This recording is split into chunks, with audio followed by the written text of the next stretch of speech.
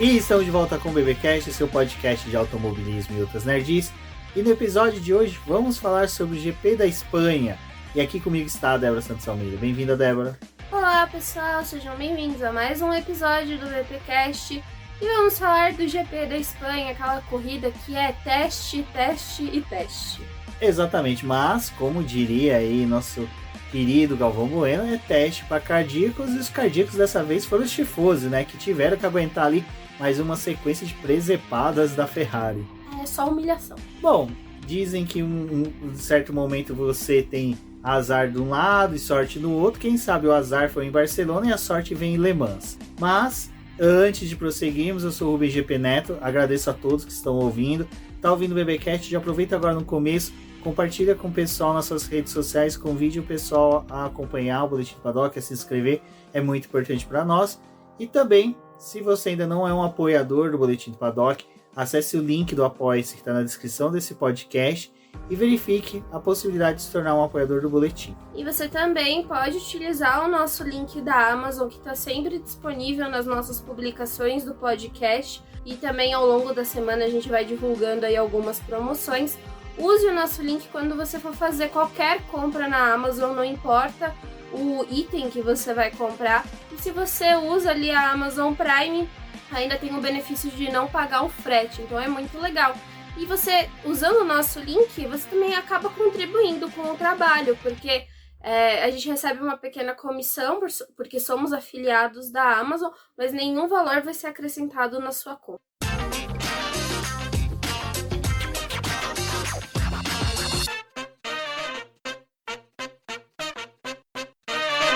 Bom, Débora, apesar de a Fórmula 1 ter chegado em Barcelona, né, a gente ainda tinha resquícios de Mônaco, que era o Gunter, né, que foi chamado ali para tomar uma comida de toco, já que ele desceu a boca no trombone, falou mal dos comissários, desceu a lenha na FIA. Explica um pouquinho pra galera aqui o que aconteceu e também, para quem quiser saber mais após a Débora comentar aqui, vai no site do Boletim Paddock, tem um post onde que ela relata muito mais sobre o caso Gunter versus FIA. Então, assim, para poder usar o espanhol, né, ele hablou muito esse final de semana. Então, a gente teve uma situação lá em Mônaco, né, que o Nico Hülkenberg foi punido pelo toque que ele teve com o Logan Sargent. E aí ele ganhou 5 segundos e como declararam que ele não tinha cumprido a punição da forma correta, ele recebeu mais 10 segundos e isso acabou deixando o Gunter furioso, reclamando dos comissários, dizendo que eles eram leigos, e isso daí acabou gerando todo um transtorno para ele, porque no GP da Espanha ele foi cobrado sobre esse comentário que ele fez, né?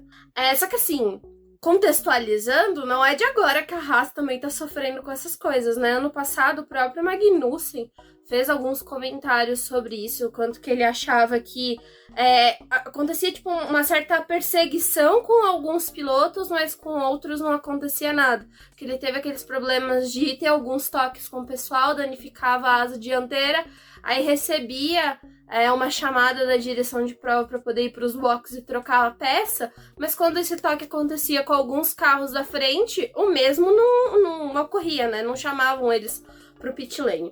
Enfim, acho que o Gunter só falou algo que tá todo mundo sentindo, né? Tanto o fato do pessoal, assim, não ser transparente com algumas tomadas de decisão, mas também serem bem coerentes no momento de aplicar algumas regras. E a gente sabe que os comissários são rotativos, né? Não chega a trocar toda a corrida, mas eles vão trocando conforme algumas etapas vão passando. Então uma linha de raciocínio acaba sendo quebrada porque tem um grupo de pessoas ali que avaliam uma coisa de um jeito e numa outra corrida tem o mesmo tipo de lance, mas aí são outras pessoas avaliando.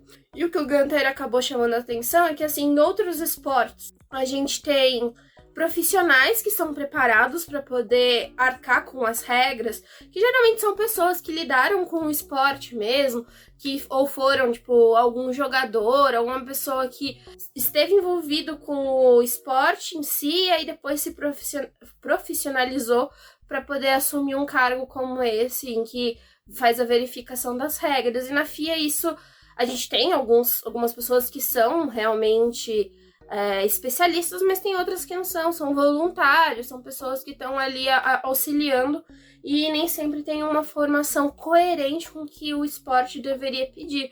E o Gunter falou sobre isso, só que assim, ele falou algo que todas as outras equipes fingem que nada tá acontecendo, porque na coletiva que a gente teve na quinta-feira, não com o Gunter, mas com outros chefes de equipe, eles disseram, não, mas a gente confia na FIA, a gente acredita na forma como eles conduzem o esporte, mas a gente sabe que muitos ali não vão tecer comentários a respeito do fato da FIA não ter profissionais que estão aplicando as regras e atuando com o esporte da forma correta, porque eles pensam muito, tipo, daqui a algum tempo a gente vai precisar ir da FIA cobertar alguma coisa nossa, vamos precisar de um acordo, não é tão bom ficar queimando eles, porque sempre, né, tem alguma coisa que você pode se beneficiar lá na frente.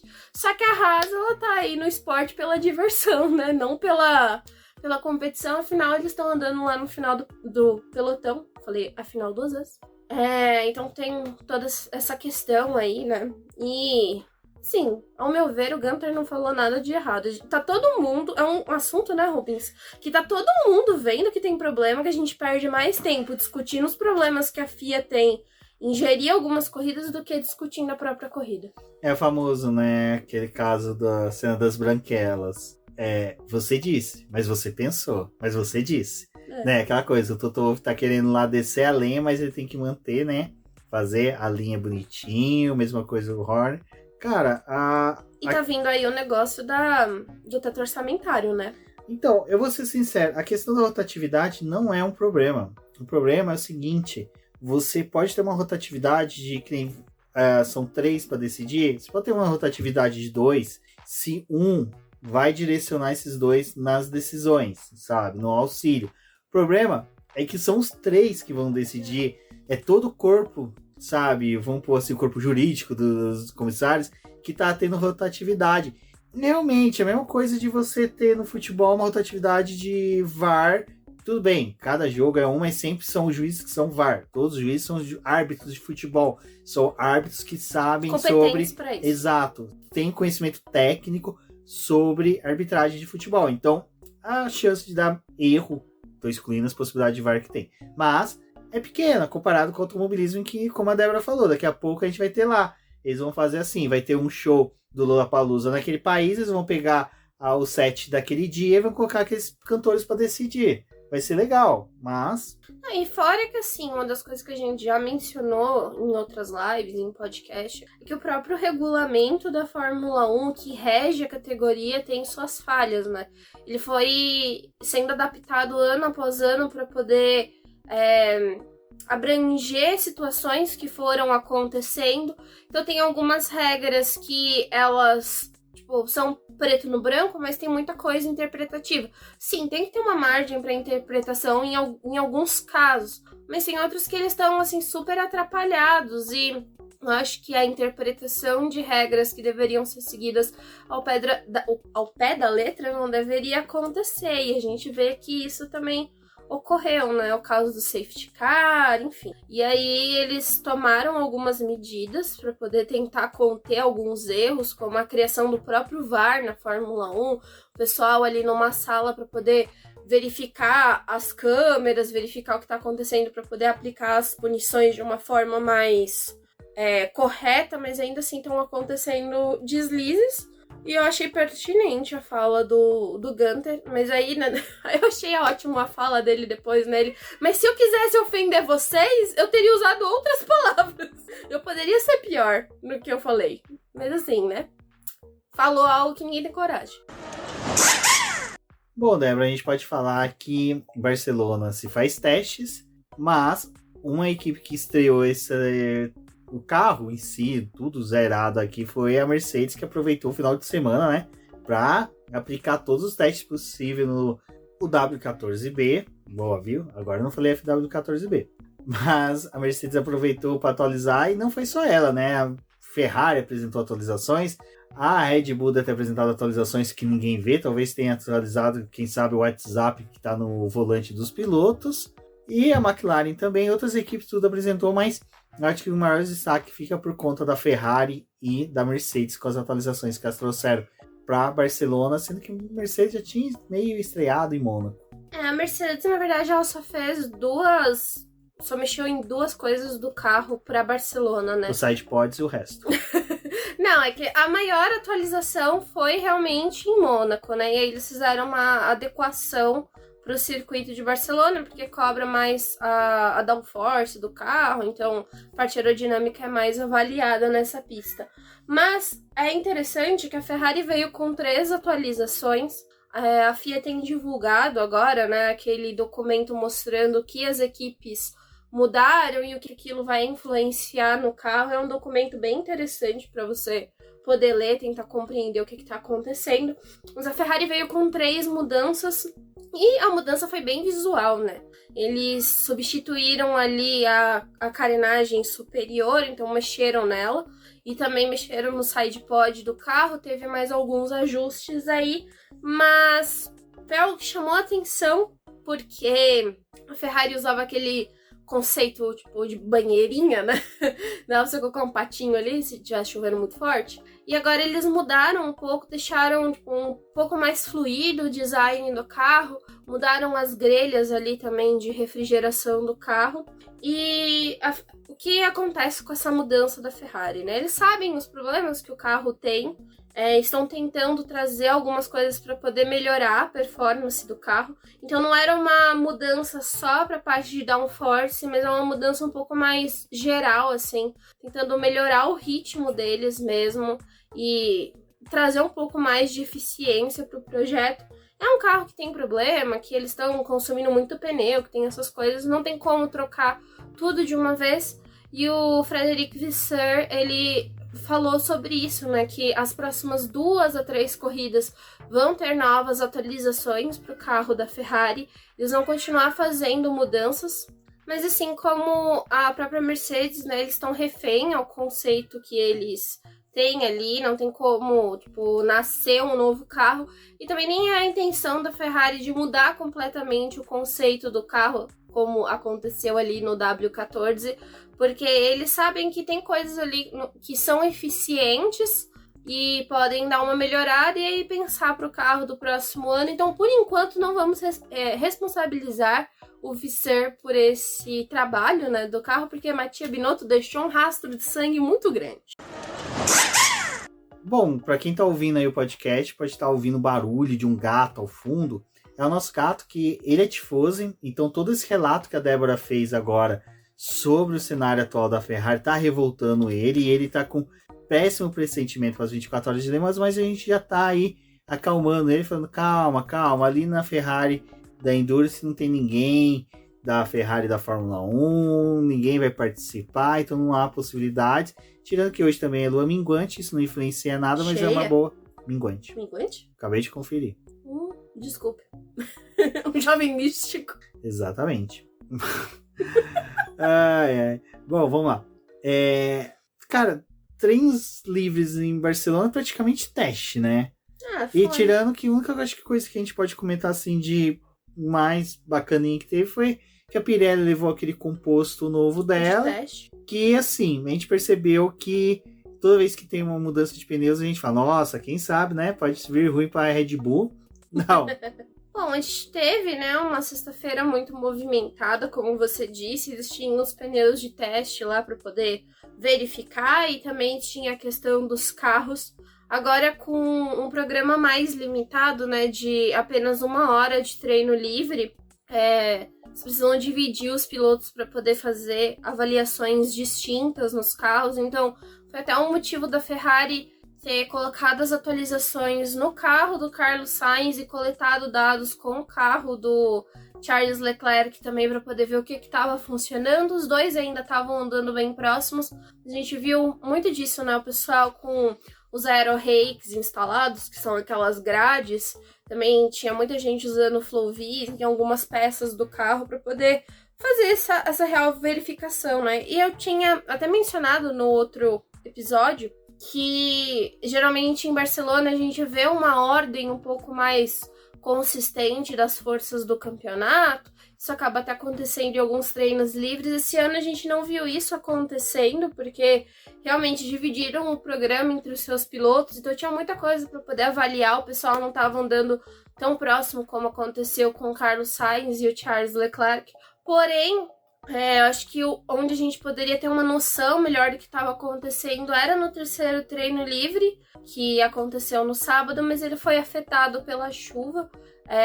Deu aquele chuvisco que não foi o suficiente para poder molhar a pista e colocar pneu intermediário, mas também não era adequado para poder ir com um pneu de pista seca. E foi só no finalzinho da sessão que o pessoal começou a arriscar um pouco mais. A Ferrari também acabou desbloqueando ali a possibilidade do pessoal ir de pneu slick para pista mesmo. Mas não foi aqueles treinos livres assim que a gente fala, nossa, o que tá acontecendo? Mas deu para poder notar que a Red Bull tá em outro patamar mesmo, e ela evoluiu muito desde o momento que a gente teve os testes e a primeira corrida no Bahrein, e agora em Barcelona, porque foram esses dois circuitos permanentes que a gente teve nesse início de temporada. Então a Red Bull ela avançou muito. Parece que a Mercedes conseguiu encaixar um pouco melhor com essas atualizações e o carro tá funcionando de uma forma adequada. A Ferrari tá naquele limbo ainda, tentando se descobrir. Essa nova atualização aí. É importante dizer também que todas as modificações que eles instalaram nos carros, né, não são... A eficiência dos carros não é colocada 100% no primeiro momento que você tá com a atualização. Eles vão melhorando gradualmente, desbloqueando o potencial do carro gradualmente, para poder ver até onde aquilo vai. Bom, e na classificação eu vou ser breve, porque foi bonito para o McLarista? Foi bonito. Tivemos a dupla da McLaren no Q3? Tivemos a dupla da McLaren no Q3. Tivemos o Lando Norris em P3? Tivemos P3. Era para ter sido P2, mas ele ficou com dó do Carlos Sainz. Mas ninguém teve dó dele. Então, Débora, classificação. Começamos com Leclerc sendo eliminado no Q1, que foi realmente um balde de água fria aí na Ferrari, que, como a gente comentou, mais você até, que levou um caminhão de atualizações, mas parece que o Leclerc não conseguiu render com o carro, né? Teve até uma passagem de raio-x no carro para buscar defeitos e ninguém achava nenhum defeito no carro. Bom, infelizmente, o Leclerc já começou lá do fim do grid. A Ferrari tá tendo esse problema, né? Eu falo, gente, parece que eu tô dando time agora. Juntos, torcedores. Mas foi, né, Rubens? A gente teve a eliminação dele já no Q1. Ele não conseguiu encaixar uma volta, reclamou muito do carro. Ele falou, tô sentindo alguma coisa estranha no carro, não sei exatamente o que é, mas não estava funcionando ali. Ele achou que o conjunto, né, os pneus não estavam operando muito bem, e aí quando trocou para o segundo conjunto também ficou a mesma coisa. Vou dar um salto aí para o que aconteceu no domingo na questão da largada. É que realmente a Ferrari não tinha conseguido identificar o problema no carro. Bom, vamos verificar aqui, ver o que dá para poder fazer. Assim, no sábado não fizeram nada, né? Resolveram não quebrar o parque fechado, toque de recolher, adiantou de nada. No domingo tiveram que trabalhar do mesmo jeito. Então, eles optaram por fazer 2 trocas ali de peças no motor, em que o Leclerc já tinha lidado com punição no começo do ano. Então, eles fizeram mais uma mudança adicional, aproveitando que ele ia começar a prova do final do pelotão. Trocaram também o câmbio do carro e a suspensão traseira. Aproveitaram para poder fazer um ajuste de configuração no carro para que o Leclerc disputasse a prova. Por consequência, começou a corrida do pit lane.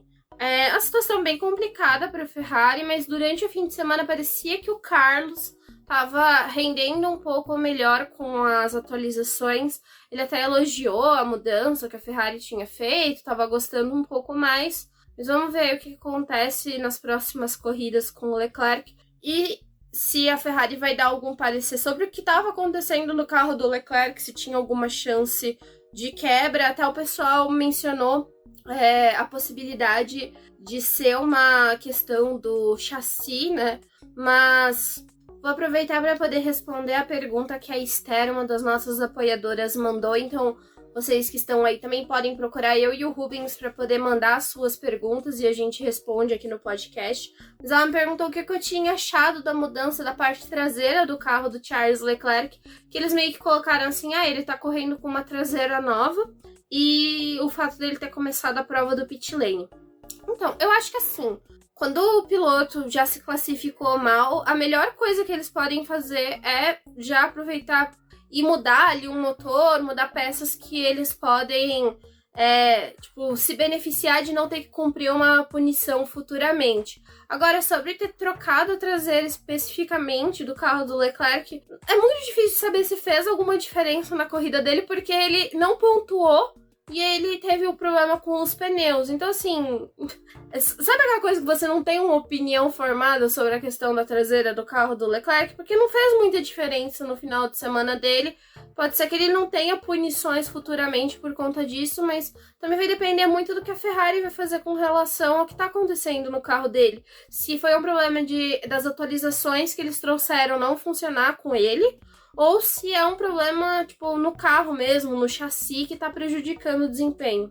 Bom, o lado ruim aí de não ter o Leclerc na... Lado ruim não, lado ruim, porque assim, cara, o Leclerc realmente tá precisando de bons ares, ter uma corrida boa, sabe? Para aquela coisa que eu sempre comentei, que às vezes faz bem pro piloto ter uma boa classificação, fazer uma boa corrida, para reanimar, para trazer novos ânimos, mas o Leclerc não conseguiu.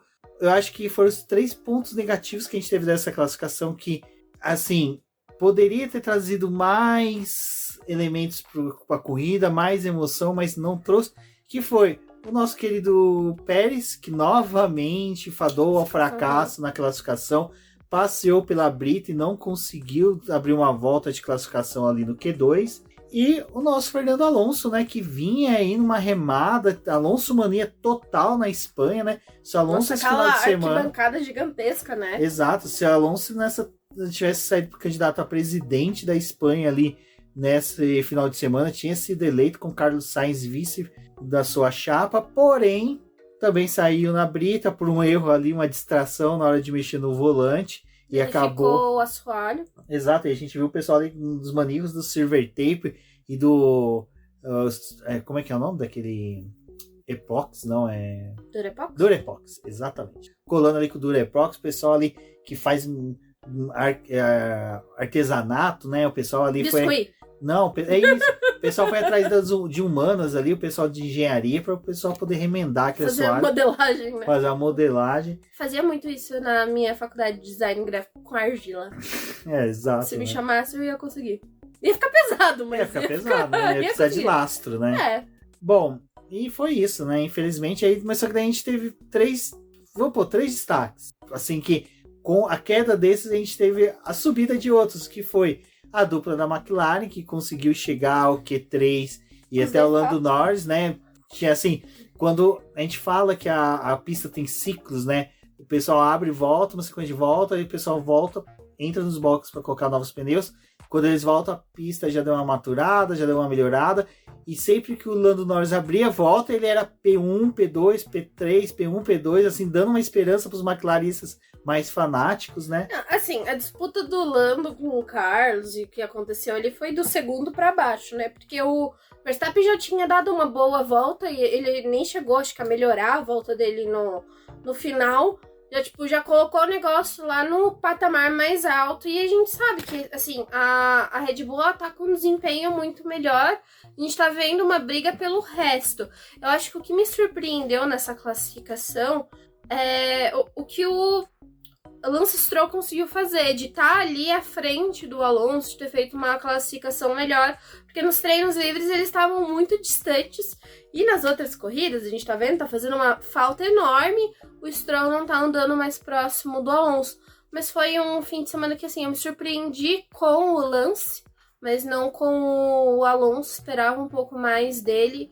E acho que o fato de, assim, o Alonso, né, ter ficado mais tempo nos boxes, ido pra pista pra poder fazer só uma volta rápida, não deu muita oportunidade pra ele, porque o Rubens falou, a pista tava evoluindo, mas você também não tinha como fazer muito milagre com o jogo de pneu macio.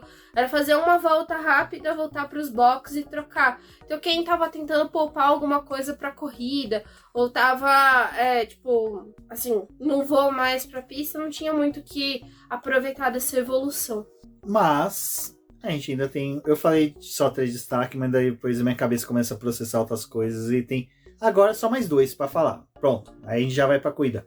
Que foi Nico Hülkenberg, né? Que olha, Nico Hülkenberg chegou ao Q3, até em determinado momento ia lá pra P2, P3, P4, aí caía lá, mas foi pro Q3. Mais uma manobra do golfinho que a Haas faz em Barcelona, né? A Haas gosta de fazer isso em Barcelona, né? Treino de pré-temporada também dá esses manobra de golfinho. Chegou esse final de semana, também deu. E eu acho que, assim, um destaque que é muito positivo para a competitividade da temporada é o Sir Lewis Hamilton, que conseguiu colocar o carro ali entre os primeiros colocados. Tentou buscar ali CP2, não conseguiu, porque Carlos Sainz realmente deu uma volta excelente. Lando Norris também, então largou de 4º colocado, mas já mostrando ali que a Mercedes apresenta fôlego, mas não é aquela coisa que a gente até comentou na live da semana passada. É uma pista em que as equipes têm dados de balde. Então, como eles têm dados de balde para poder derramar sobre os carros e computadores ali, não tem como saber se isso realmente também é uma manobra do golfinho da Mercedes. Eu tenho esperanças, como fã de Fórmula 1, que seja algo duradouro. Em ritmo de classificação, a Mercedes ainda está devendo, né? Ela não está conseguindo fazer algo muito produtivo. Eles ainda estão tentando encontrar uma configuração melhor para que o carro funcione durante o sábado. Mas na corrida eles já identificaram o ritmo de corrida deles, eles já estão mais preparados para isso. E é bem legal ver essa evolução da Mercedes e o fato dela estar um pouco mais competitiva. Eu acho que a última coisa que eu falaria sobre a classificação foi o fato do Gasly ter atrapalhado o Carlos Sainz e depois ter atrapalhado o Max Verstappen. Ambos chegaram ao Q3, mas ele foi punido, perdeu 6 posições no grid de largada. Ainda começou a prova em 10º, mas é interessante porque a Alpine também estava com os 2 carros no Q3. Era aquela equipe que você ainda tem uma dúvida de como ela está operando, mas ela está dentro do top 10, ela está mais segura ali para poder obter pontos do que a própria McLaren. E também fez aí mais uma boa apresentação em Barcelona. Bom, e na corrida tivemos uma largada tranquila, menos para Lando Norris e até o Russell deu uma passada ali por fora na pista na primeira curva, né? Tem aquela área ali que fizeram um traçado de escape para o pessoal justamente fazer aquilo que o Russell fez, e o Russell não ganhou vantagem alguma, ao contrário do que muitos disseram. Mas, Débora, eu acho que assim, a gente esperava um GP de Barcelona meio travadão, principalmente do ano passado, baseado no que foi ano passado, porque é aquilo que a gente sempre fala, é uma pista de teste, todos os carros todas as equipes na verdade já têm dados dos carros das primeiras corridas, já tem da pré-temporada, não tem segredo nenhum, mas nós tínhamos o adicional de que tiraram a chicane da última curva, né? E esse ano não teve pré-temporada em Barcelona. Exato, então a gente ali, eu vou dizer que foi um dos melhores GPs de Barcelona que eu assisti.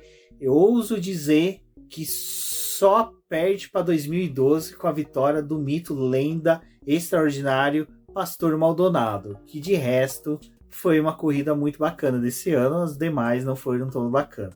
Mas Leclerc lá do fundo, largando dos boxes, Max Verstappen liderou de ponta a ponta. O Verstappen fez uma corrida espetacular, né? Não, uma das melhores assim que eu já vi de um piloto. Sim, a gente geralmente não fala tão bem da Red Bull aqui, mas acho que esse fim de semana vale a pena destacar o que o Max fez. Desde a classificação ele estava soberano, liderou os 3 treinos livres, nem precisava disso, mas estava ali na ponta. Realmente, no próprio as voltas ali que foram completadas durante os treinos livres, tinha um gap muito grande para as outras equipes. E realmente se confirmou novamente em Barcelona. A Red Bull está num patamar diferenciado, mas mais ainda o Max, né? Acho que é um piloto que casou muito com o carro, não tem o que dizer. Ele tá tirando tudo que o carro pode.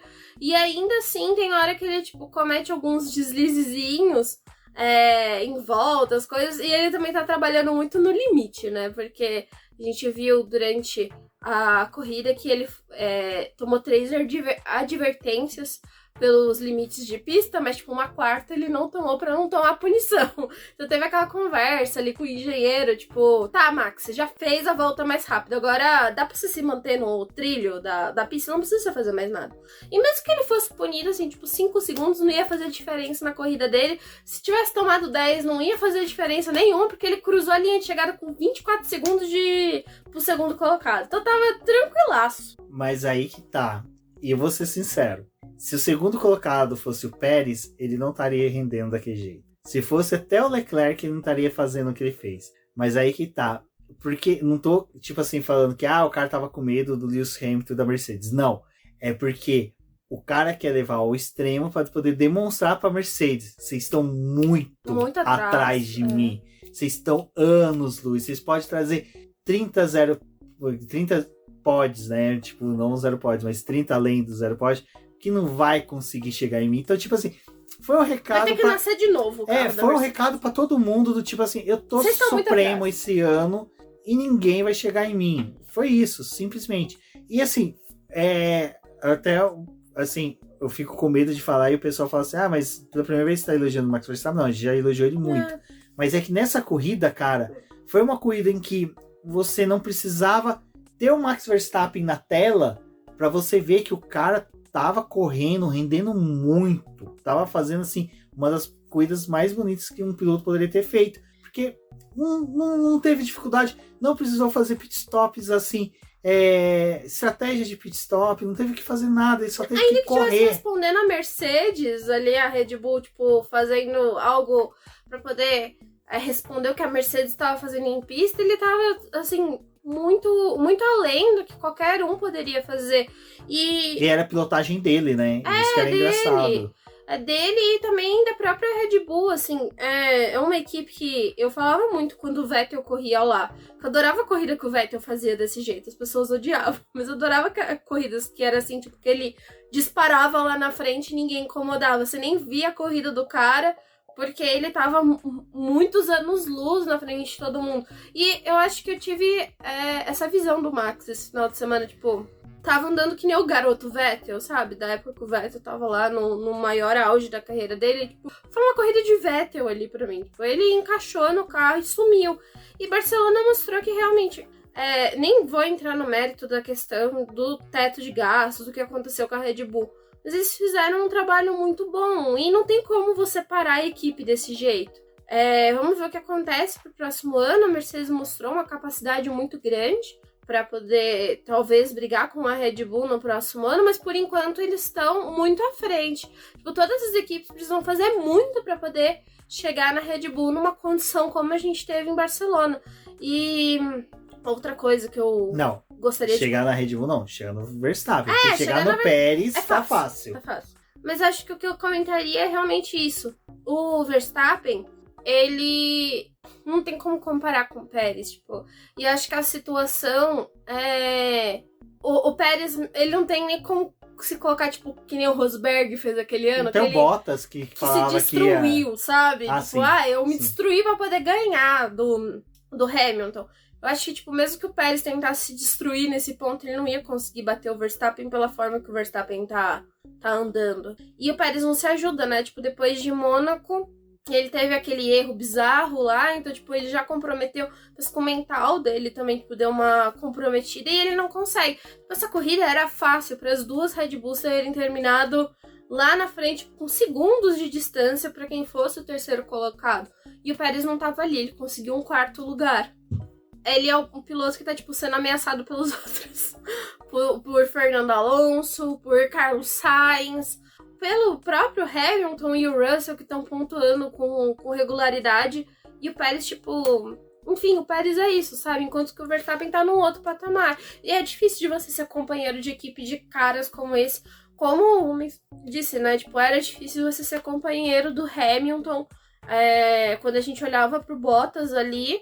e do rendimento que o Bottas tinha, não conseguia se comparar ao Hamilton, fazia a mesma coisa que o Pérez faz, algumas corridas dá uma gracinha ali, conquista alguns pontos, vence uma prova, mas não é um rendimento constante. Então, ou você se destrói para bater um cara como esse, provavelmente não vai conseguir, porque é o que aconteceu com o Hamilton. Depois que rolou aquele 2016, ele nunca mais foi aquele piloto. Ele foi um piloto muito superior. Então, eu realmente só tenho elogios pro final de semana do Verstappen. Foi incrível fazer parada e não perder a primeira posição. Eu acho isso muito fantástico quando acontece, tipo, do P1 não perder a liderança da corrida mesmo quando vai fazer a troca. A Red Bull fez trocas muito boas com ele. Realmente, assim, tipo, bati palmas pra ele. Acho que essa corrida, se, tipo, no final, ele fosse o piloto do dia, eu ia super concordar, porque realmente o cara fez a corrida dele. Ontem eu, terminando assim as coisas aqui, eu fui assistir a live do Splash Go lá do Rodrigo. Recomendo o canal do YouTube, muito bacana. O Rodrigo também é muito bacana. E eu concordo com ele uma coisa. O Verstappen, ele se colocou de uma forma dentro da Fórmula 1 que o cara que fosse companheiro de equipe... Antes já era assim, já era difícil você ser companheiro de equipe. Mas, cara, tá difícil achar um cara pra ser companheiro de equipe. Até o pessoal agora começou a falar do Ricciardo voltar. Cara, o cenário hoje pro Ricciardo voltar pra Red Bull é pior do que era quando ele saiu. E ele saiu justamente falando que não queria ser segundo piloto do Verstappen, porque sabia que a equipe estava favorecendo ele. Agora, assim, ficou imensamente impossível você retornar. E até eu vou ser sincero, se hipoteticamente o Pérez vir sair da Red Bull, cara, a seleção do segundo piloto pro Verstappen vai ser uma coisa horrível. Vai ser estilo Trapalhões quando tinha que alguém se candidatar a algo naquela enquete que eles tinham dos soldados ali, em que quem tiver coragem dê o primeiro passo, todo mundo dá o passo para trás e o desatento fica parado e aparenta aquele que deu o passo para frente. Quem que vai querer ser companheiro do Verstappen, né? É lógico, qualquer piloto da base, você fala, quer correr na Red Bull com o melhor carro? O cara vai querer. Isso é ridículo, o próprio Ricciardo vai querer. Se você chegar pro De Vries, pro Tsunoda, eles vão querer. Mas, cara, vai ser penoso. Porque o sarrafo tá muito alto com o Verstappen. E o esforço, né, que você tem que fazer. Exato. E tá mais alto do que era com o Hamilton, assim. Não desmerecendo o Hamilton, porque não é desmerecer. Mas eu acho que, ao contrário do que eram as outras supremacias, soberanias que a gente teve, dominância que teve na Fórmula 1, as equipes não construíram carros diretamente para aquele piloto, sabe? A gente tem aqui na hora da Ferrari ter feito o carro pro Schumacher, ter feito os pneus pro Schumacher, mas ainda você tinha o Barrichello que fazia várias poles, que ainda liderava a corrida, que estava próximo a ele. Mas eu acho que o mais próximo que a gente tem disso é o que aconteceu com o Vettel e com o Weber. Exato. E foi na Red Bull também. Mas era o que o próprio Alonso falou. Quando perguntaram para o Alonso, mas você ainda tem chance de título? 2010, 2012 a gente estava atrás, chegamos para disputar o título, né? Uhum. Então, assim, não é algo impossível. O Vettel mesmo, quando ganhou o título em 2010, nas últimas 4 corridas, se eu não me engano, ele era 4º, 5º colocado do campeonato. Ele só deu a estilingada nas últimas corridas. Então, assim, não tô falando que Alonso e Hamilton vai disputar o título, mas o carro da Red Bull é uma coisa de outro planeta, sabe? É realmente superando a Williams da suspensão ativa. É algo que também foi desenvolvido pro Adrian Newey, né? O cara realmente é um mago. Tá em todas, né? Tá em todo, né? Eu acho que tinha que ter uma aula em Hogwarts, né, de aerodinâmica com a Adrian Newey. Imagina a sala, a turma de Hogwarts, sabe? Tipo, Grifinória não quer ganhar troféu das casas, né? Seria a troféu para casas Newman. Adrian Newey. Isso daí, gente. Newdrianas, exatamente. Bom, do Pérez a gente não tem muito o que falar, né? Foi uma corrida... No Pérez completamente apagado esse final de semana. A única vantagem do Pérez de ter corrida é que a gente viu o pai dele, que de resto não teve nada de interessante. Assim, acho que a única coisa que eu diria é que a corrida do Pérez, comparada com a do Leclerc, foi muito melhor, assim. Foi as ultrapassagens que ele fez e os duelos o Pérez que ele dessa teve, vez não tomou volta do Verstappen. não tomou volta do Verstappen e pelo menos, tipo, conseguiu salvar uns pontos que pra ele é importante. Agora, que ele vai brigar com o Verstappen, acho que a chance dele acabou em Mônaco. A briga do Pérez é CP2 do campeonato. De novo. E dessa vez vai ter Alonso e possivelmente até o Hamilton, dependendo. Mas assim, não tô falando que o Hamilton vai ser. Eu tô falando dele ficar atrás do Hamilton das cagadas do Pérez, sabe? Não é que a Mercedes vai disparar.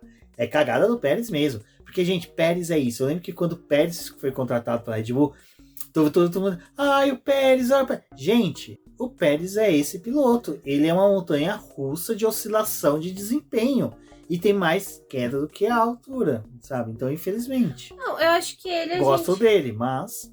Não, é um piloto que a gente coloca um pouco de fé, de dar aquele crédito às vezes, porque a gente gostaria que alguém desafiasse o Verstappen, tipo, pra gente pelo menos ter uma competição. Ter alguma coisa ali pra você, tipo, falar, vamos até o final do ano assim. Porque o campeonato vai acabar muito antes, sabe? Então a gente gostaria que o Pérez realmente... Que o Pérez realmente fizesse alguma coisa, que ele fosse um piloto pra poder estar ali. Mas ele acabou que, tipo... Ele não é constante. Ele não consegue manter um desempenho. Depois de Mônaco, vai me surpreender muito se ele ainda conseguir, sei lá, ganhar uma corrida esse ano de novo. Porque do jeito que tá... Bom... E aí a gente ainda teve, né? Ai, meu Deus, temos que falar da corrida da McLaren. A McLaren, o Lando Norris bateu, ficou brigando ali no fundo, chafurdando na lama. Teve o Piastri, que fez umas voltinhas bonitinhas, quase chegou no top 10, e foi isso. Mas tiveram o mesmo problema que a própria Ferrari, né? Questão de pneu que o carro tava rendendo mais, e eles não conseguiram encaixar. Ferrari e McLaren de volta lançada são dois foguetes. Ritmo de corrida, esquece. E, assim... a Espanha também dá aquela falsa sensação de corrida movimentada, porque a gente tem muito pit stop acontecendo. Independente da forma como a corrida vai ser conduzida, são 2 paradas que você acaba realizando para poder concluir, porque a abrasividade do asfalto é muito grande. E acaba detonando os pneus mesmo. Choveu, né? Ainda choveu também, e por mais que eles usem os pneus duros ali da gama, ainda assim é uma pista que acaba consumindo muito. E esse ano me chamou a atenção o fato do pessoal ter trabalhado com os pneus duros, que foi algo que não aconteceu em 2022. As estratégias principais foram baseadas na utilização do pneu médio e do pneu macio, e para esse ano a Pirelli já tinha praticamente certeza que o pneu duro ia entrar na estratégia, e para algumas equipes não funcionou muito bem. O carro com o pneu mais duro, mesmo tendo a possibilidade de permanecer um pouco mais na pista, e muitos nem sequer permaneceram porque não estavam operando muito bem nos seus carros. E a McLaren teve isso, né? Teve também divergência de, tipo, o piloto falar, quero dar o pneu, e botarem outro pneu, que foi o que aconteceu com o Piastri. Então, assim, não tinha muito o que fazer. Exato, e esses 2 estrategistas que erraram pneus pela escolha dos pilotos estavam ali tomando café junto, um da Ferrari e da McLaren, porque na Ferrari também fizeram... Pela primeira vez, acho que é por isso que estavam falando que estava anunciando uma chuva, porque pela primeira vez nós vimos Charles Leclerc falar, eu quero pneu X, eu quero pneu macio, me coloque um pneu macio nessa birosca. E não colocaram.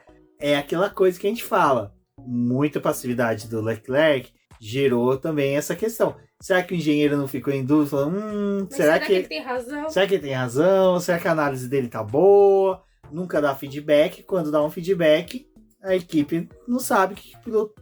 Não, eu tô falando isso, sim, suposições, mas que foi uma cagada da Ferrari não ter levado em consideração a opinião do piloto, foi principalmente que ele já tinha feito um stint com pneus duros e não tinha rendido tanto, porque também foi a estratégia da equipe parar antes, muito né? Cedo, muito cedo. 16 voltas para um pneu duro de uma pessoa que estava começando a corrida do pit lane, era para pelo menos ter estendido a permanência do Leclerc, que não estava rendendo. 30 voltas, no mínimo.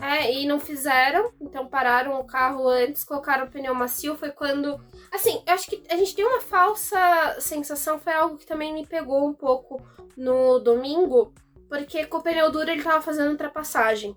Ele estava ganhando algumas posições em pista. Quando eles colocaram o pneu macio, ele ficou tipo meio não tava rendendo muito.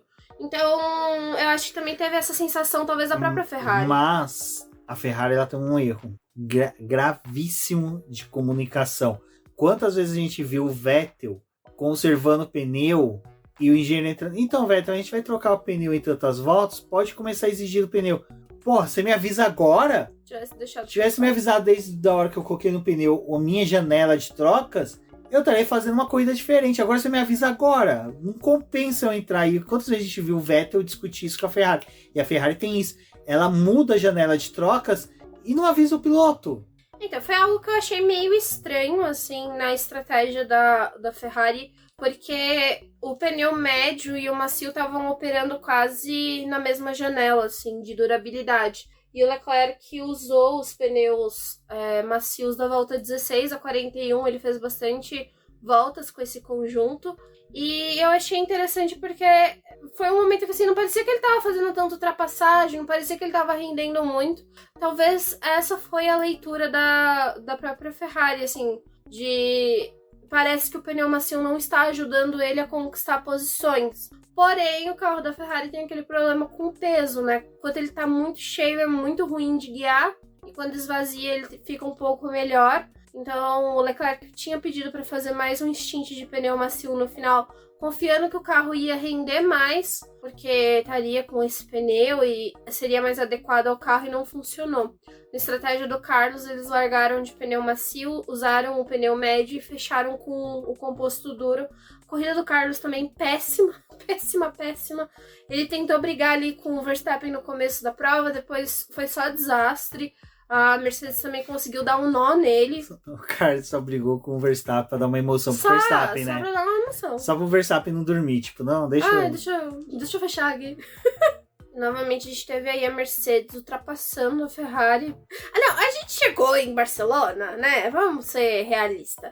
Achando que o Carlos ia terminar no pódio, que o Fernando Alonso ia comemorar a corrida na Espanha, não sei o quê. E o espanhol que foi ganhar alguma corrida foi o Palou na Indy, sabe? Não dá, cara, não dá. Que inferno. Mas não, o inferno até que tá um pouquinho mais aclimatado com o ar-condicionado de uma Mercedes executiva bonitona, porque as atualizações da Mercedes renderam, né? Russell, coitado. Em ritmo de corrida, mas é o que sempre a Mercedes mandou bem, sabe? Em ritmo de festa, bem isso, porque... Cara, e é engraçado como mudou o cenário, né? Uma coisa que a gente elogiava sempre a Ferrari, o ritmo de corrida da Ferrari ser um bom ritmo na época do Alonso, mais pra trás com Massa, Schumacher. Bem pra trás, né? Porque ultimamente... Não, até na época do Vettel, quando o Vettel conseguia engatar que ele ia pra uma vitória, o ritmo de corrida da Ferrari era uma coisa assim que você acompanhava nos tempos, era um reloginho. A Mercedes ali com o Hamilton, não, meus pneus estão bons. Só o Russell, né, que chorava de alegria pelo carro estar começando a render, as lágrimas batiam na viseira, pensava que tava chovendo. Eu achei ótimo o comentário do Valese falando que a atualização da Mercedes já tinha vindo com uma nuvem de chuva. Eu achei ótimo. Exatamente. É pra refrigerar o carro, né? Refrigeração. A água, potente. Mas funcionou, acho que é bom, dá uma esperança aí de que pode acontecer de ter uma competitividade no segundo semestre, quem sabe 2024. Mas vou ser sincero, esse domínio da Ferrari, da Mercedes, da Red Bull, vai até 2026, não tem como. Octa campeonato. Eu espero que não aconteça. Que, tipo assim, agora eu tô igual a Rafaela do Garoto da F1, tipo assim... Que a Haas responda. Que a Mercedes... A Haas é a nossa esperança, me desculpa. Não, que a Mercedes realmente encaixe um carro decente e consiga brigar com a Red Bull, porque com a Ferrari eu já perdi as esperanças, sabe? Você imagina eu com a McLaren. Ela tá fazendo o favor de perder engenheiro e os trabalhadores ali, Pato bateu sozinho. Não aguenta.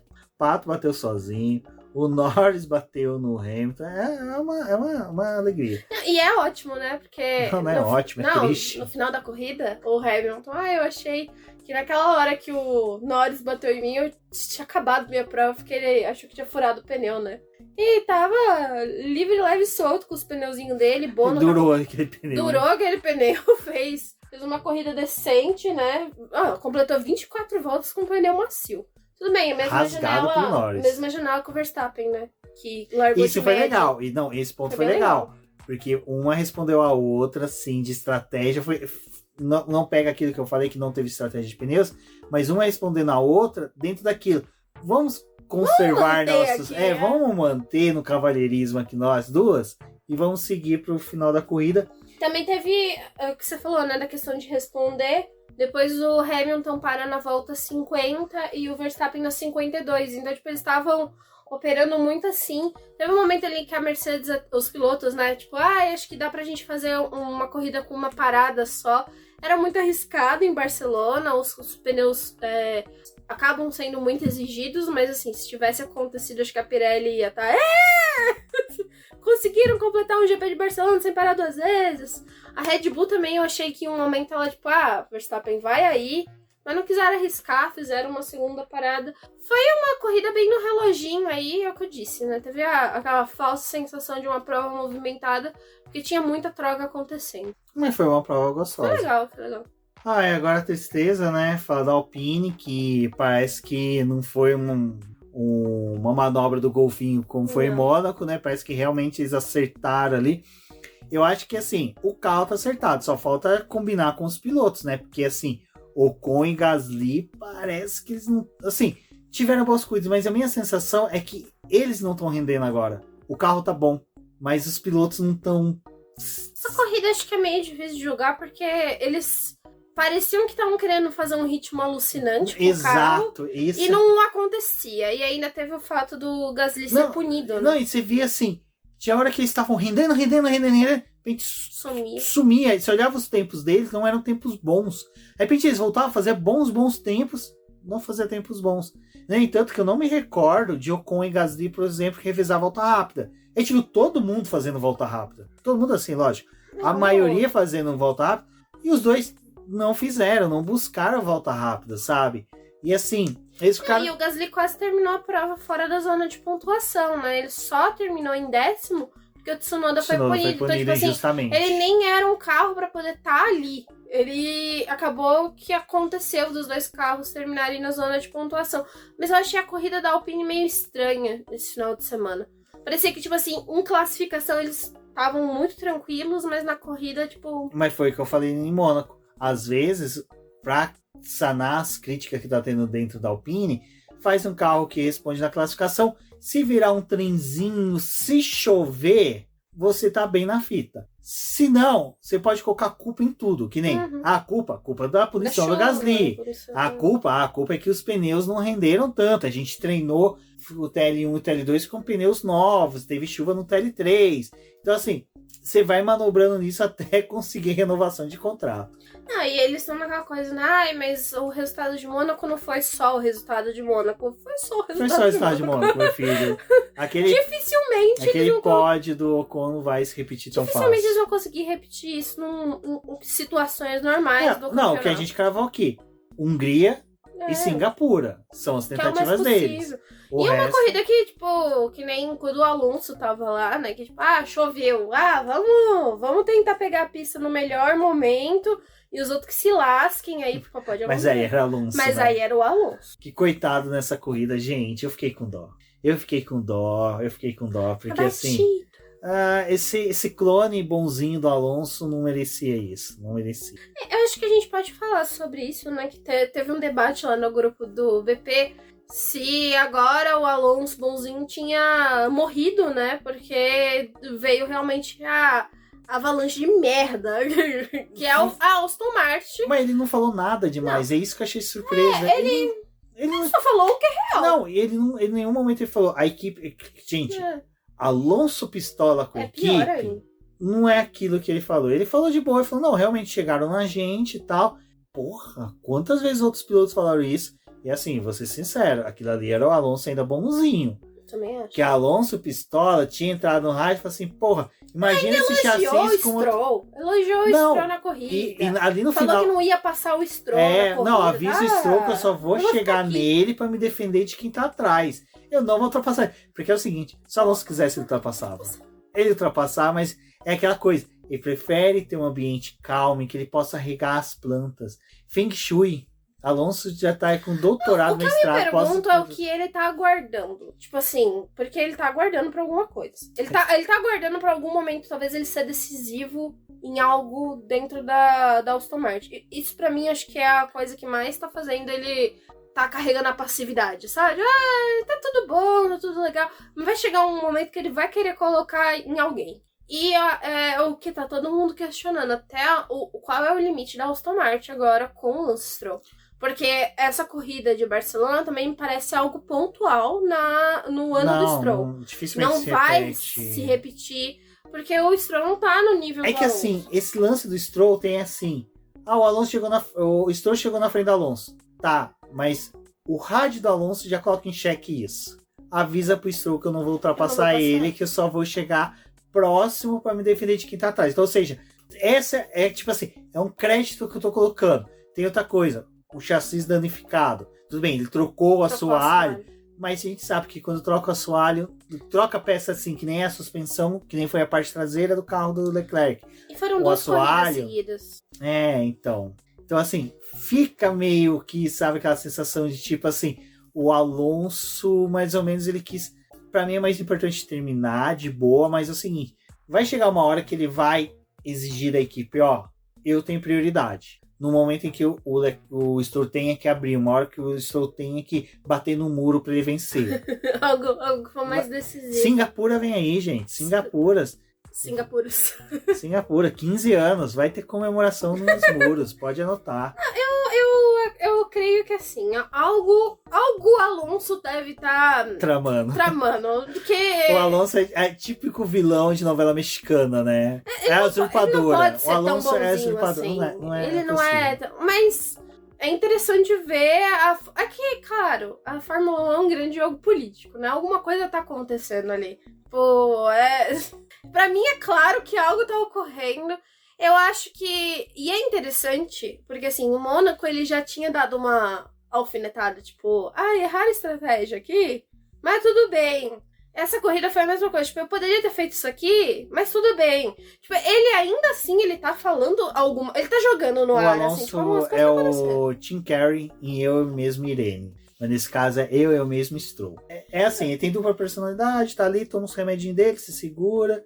Sabe? É que nem o nosso gato. A gente tem um gato que é um demôniozinho. O que é que segura o demônio dentro dele? Uma caixa de papelão. Você coloca uma caixa de papelão, ele entra, fica naquele quadradinho, o demônio fica quieto. E ele tá com um carro muito competitivo, né? Acho que essa a caixa do Alonso é um carro competitivo. Exato. Porque também você se queimar agora com o Alonso é aquele personagem do Pateta, né? Que entra no carro, fica nervoso, mas ele fica nervoso consciente.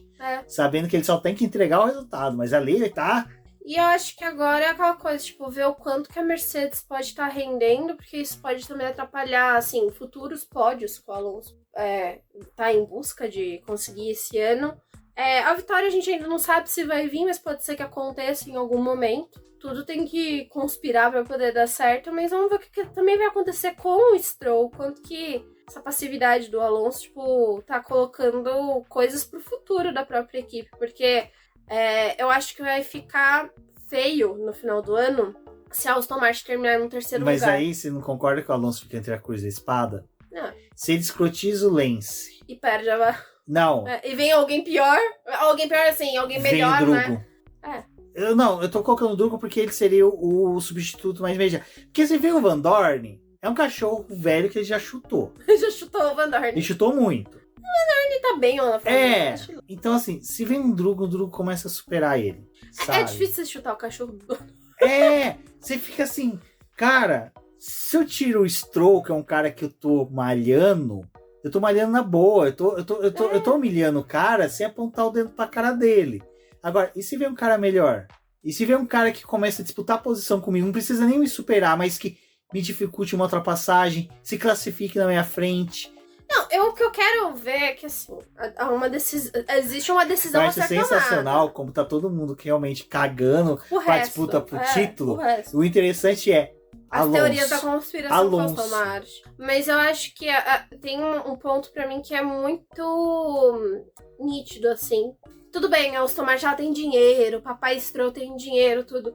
Mas é aquela coisa que a gente tava discutindo na live. Você terminar em um segundo lugar do Mundial ou num terceiro lugar tem uma diferença já financeira. É a terceira, né? Agora é a terceira.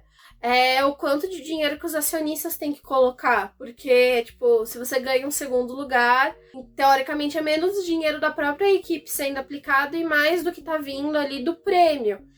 Pra Aston Martin é bacana terminar no terceiro lugar. Por um lado pela questão do túnel de vento. Você tem um pouco mais de horas para poder desenvolver o seu carro do que se você é um segundo colocado. Mas ainda assim a Aston Martin tá num benefício muito grande, porque até o meio do ano ela usa o túnel de vento como uma equipe pequena. Então, essa é a leitura que eu tô fazendo agora. Tipo, o quanto que no final do ano, esse terceiro lugar pode impactar as decisões de qual piloto que a gente vai ficar, ou o que a gente vai fazer. Sabe que momento que vai ser feio pro Lance Stroll na Fórmula 1? Quando o Sainz fazer pódio. Porque das 4 equipes do topo, todos os pilotos já vão ter ido pro pódio. Menos ele. Menos ele. E assim, o Sainz tá namorando com o pódio mais do que o próprio Leclerc. Que o Leclerc teve aquele pódio que foi no Azerbaijão que foi assim, merecido, porque o carro realmente estava rendendo muito, mas aonde que eu teci críticas dele ter sido muito passivo na corrida, não ter feito uma estratégia, não ter feito nada para tentar algo a mais, mas tudo bem.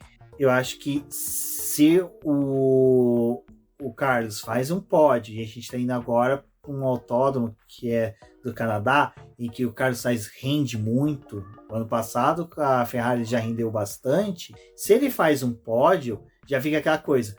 Os 4 primeiras equipes, todos os pilotos já fizeram pódio. Menos Stroll. Sabe? Então, assim... E a Mercedes com pódio duplo de novo, né? Pódio duplo de novo, sabe? Então... Bom, vamos ver o que acontece. O fato do Stroll é que ele não é o Russell. Ele não tá pontuando. Você quer ver o que é o pior? 2 corridas seguintes em que a Red Bull não tem o Pérez no pódio. Então, tecnicamente, aquele pódio era para ter sido Alonso e Stroll. Quantos pódios a gente vai ter com Mercedes e Ferrari enfiando o carro ali e com até próprio Alonso participando e você não tem o Stroll? E outra corrida também que eu acho que é um fator interessante é como o Aston Martin vai se comportar em Silverstone, porque Silverstone é a corrida da casa, é a corrida deles, realmente. E é literalmente dela. Eles estão do lado. Quebrou uma peça, pode ir lá pegar no quintal, porque é isso que acontece. Então, eles podiam arremessar, né, de catapulta. Mas quebra. O carro da Fórmula 1 quebra, né? Quebra. Não é o carro da Mas a asa, ela tem uma aerodinâmica, ela vai aterrissar bonitinho. Vamos testar isso um dia. Bom, pessoal, e acho que para finalizar, né, a gente pode falar ali da batalha oriental entre o Zhou e o Tsunoda, que foi muito bacana, os dois trocando posições, disputando. Fórmula 1 não poderiam ter punido o Tsunoda, foi muito sacanagem, mas regras são regras, mas os dois, cara, usou merecido, 24 anos completados aí, homenagem muito bacana da Alfa Romeo. Aquela Alfa Romeo, olha, foi um presente, aquelas frases. Pra ele e pros fãs, né?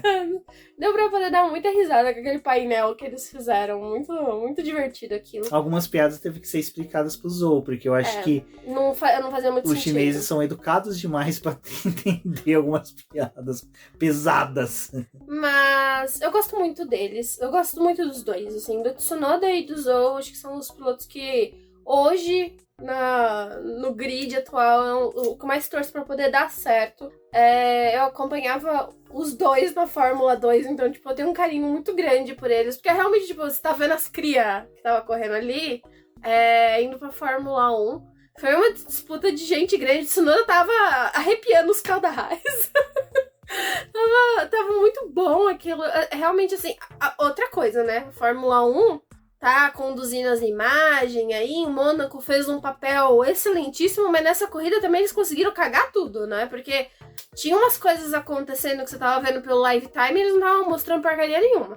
Mas a disputa deles, assim, o pouco que a Fórmula 1 nos agraciou esse final de semana, com imagens, foi bem legal, gostei bastante. Felizmente tiveram aquele toque ali E o Tsunoda foi punido, né? Então recebeu 5 segundos. Até melhorou a posição do Leclerc no resultado final da corrida. Mas... É bom que o Leclerc vai poder disputar a posição no campeonato no final do ano com quem? Vamos dar uma olhada aqui. Com o Lance Stroll. Tá difícil aí, Ferrari. Caraca. Só que foi bem legal. Ai, eu me divirto muito com os dois. Com as duas Alfa, muito obrigada por isso. O Bottas de novo, tadinho, apagadíssimo. Mas esses dois... Não, o Bottas tá legal, tava de bigodão, o Hamilton na coletiva zoando ele que tava de bigode. Eu acho que o Bottas... Cara, o Bottas é um cara que na Fórmula 1 hoje não incomoda tanto quanto que ele tava na Mercedes. Porque, por mais que seja, a gente sabe que esse é um período de transição da Alfa Romeo. A gente sabe que a Sauber tinha esse péssimo costume de, quando tinha esses períodos de transição, não investir tanto no carro para se manter, ter um orçamento. É normal, é uma empresa que tem que se gerir. Mas assim, eu acho que se o Bottas pudesse permanecer, essa dupla atual para a Audi é uma dupla muito boa, não é uma dupla ruim. Eu acho que ele se desenvolveu, tá se desenvolvendo bastante. Não é nem a questão dos pontos, assim, ele tá melhor. Eu vou além. Eu queria muito que o Bottas se firmasse com a Audi, pra Audi migrar ele no futuro pra WEC. Poderia ser interessante. Interessante. E até o próprio Zou, porque assim, a China tem uma presença bem forte na WEC, eles gostam bastante, e futuramente, Toyota, daqui a uns 10 anos... Toyota. Não, a Toyota tem piloto chinês, sim. Eu acho que em outras categorias, mas não na WEC. Mas tem sim. Jack Chan já teve aqui, por exemplo. Podemos estar falando algumas caneladas? Sim, mas... Desculpa, é porque já... Cara, não, 11 da noite. Eu confundi ali os países. Tranquilo. Mas eu gosto dos dois, é isso que eu queria dizer. Exato. Bom, gente, eu acho que foi isso. Sairia com o Tsunoda para comer e com o Zou para poder fazer um guarda-roupa, porque aquele menino tem estilo. Aquele tem estilo. Aquele menino me inveja. Exatamente. Eu iria com o Zou numa balada, velho. Também ele deve ser aquele cara que tá tendo aqui, tuts, pancadão, fortão, ele senta com você, não, vem cá, vamos beber umas bebidinhas aqui, vamos conversar de boa, tranquilão. Eu gostei da disputa. Os dois mereciam ter pontuado. O Tsunoda, coitado, gente, o Tsunoda, ele tá fazendo um ano, assim, invejável no sentido de pilotagem. Porque ele o Tsunoda, pra mim, é o piloto desse ano. Tipo, era o cara que a gente viu nos testes de pré-temporada, na primeira vez que ele entrou na pista, que ele ia lá e atacava a zebra e fazia não sei o quê. Só que ele teve um período que ele errou muito com o carro de Fórmula 1. Mas agora eu tô vendo o Tsunoda, o Tsunodinha da Fórmula 2, o que subiu muito rápido pra poder estar na Fórmula 1, agora eu tô vendo ele. O carro da AlphaTauri não ajuda, né? Não ajuda, e é isso. Não, eu acho assim, se é pro Pérez sair, que suba o Tsunoda, aí seria legal, hein? Não, o meu medo é o quanto que a Red Bull pode estragar um piloto. Mas vamos ver o que acontece. O meu medo é o quanto que o Tsunoda pode tirar o Helmut Marko da patente. Sério? E aquele marca-passo que ele tem não funcionar. Seria interessante. Não desejamos mal para ninguém, não, mas que é uma coisa que eu gostaria de testar o Tsunoda um dia na Red Bull. Se a marcha imperial tocando na Red Bull. Exatamente. O toque dele do celular. Bom, Débora, só nota pra corrida. Eu gostei do GP de Barcelona. Eu daria um 9. Não dou 10 porque não foi perfeita. Mas um 9 pra mim tá bom. Cara, eu me diverti com a corrida. Não, foi de bom. De todas as corridas merda que a gente tava tendo, essa foi boa. Circuito, pista tradicional, é o que a gente fala. Boa. Não adianta ficar inventando essas porcarias de Jeddah, essas porcarias Miami. Cara, pizza também é muito boa. Pizza tradicional é muito boa. Sim, sim. Mas uma calabresa com pimenta. Enfim, Carlos Sainz, né? Mas enfim. Mas enfim. Não, sim. Eu também acho que 9 valeu a pena. Acho que assim, a gente, como eu falei... Gostei de ter acordado pra assistir. As 2 últimas corridas foram gostosas da Fórmula 1. Mônaco foi gostoso. Então ela já tinha elevado as expectativas para Barcelona. Acho que foi bem legal a corrida. E agora, né, torcer para que se mantenha assim nas pistas tradicionais. Eu falei pista. Pistas tradicionais. Nossa, a fome tá falando alto. Mas é isso, pessoal. Acho que... E você, comente com a gente qual que foi a nota. No Spotify você pode comentar, dar sua nota nos comentários. É possível fazer comentários através do aplicativo do Spotify. É bem legal, a gente consegue... Ajudem a gente, não deixa a gente achar que tá falando sozinho. Exato, a gente tem uma plateia aqui de 6 gatos que ficam olhando pra gente. Com a gente. E eles ficam aqui em volta da gente. Comente com a gente, fale o que vocês acharam da corrida, é muito importante. Eu sou o Rubem GP Neto, agradeço a todos que ouviram até aqui, um forte abraço e até a próxima. Até a próxima.